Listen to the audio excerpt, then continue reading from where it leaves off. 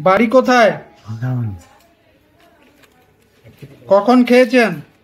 সকালে 1 থেকে 10 বলুন। 1, 2, 3, 4, 5, 6, 7, 8, 9, 10।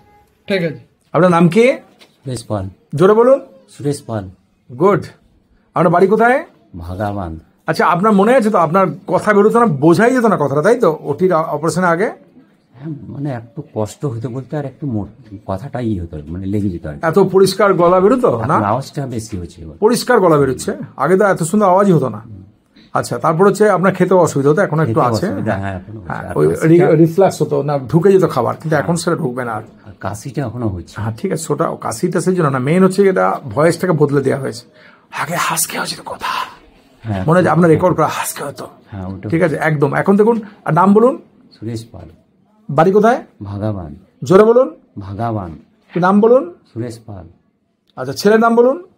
রাজেশ পাল। 1, 2, 3, 4, 10 বলুন। 1, 2, 3, 4, 5, 6, 7, 8, 9, 10। দেখলেন পরিষ্কার কথা বেরিয়ে যাচ্ছে। ঠিক আছে। আচ্ছা, গলা ভয়েস শুনে আপনি হ্যাপি তো? আপনার গলা আগে চেয়ে এখনকার গলা অনেক বদলে গেছে তো? এখন আগের থেকে একটু ভালো, কথাই বেরোচ্ছিল না সেদিন, ওটির আগে মনে আছে আমার। কিন্তু এখন খাওয়াটা কি করে? খাওয়াটা শুনেছি স্যার, সেই সেটা ব্যবস্থাটা শুনেছি, সেটা ব্যবস্থা করে দেবো। সেটাই। রিফ্লাক্সটা ঢুকবে না এখন আর।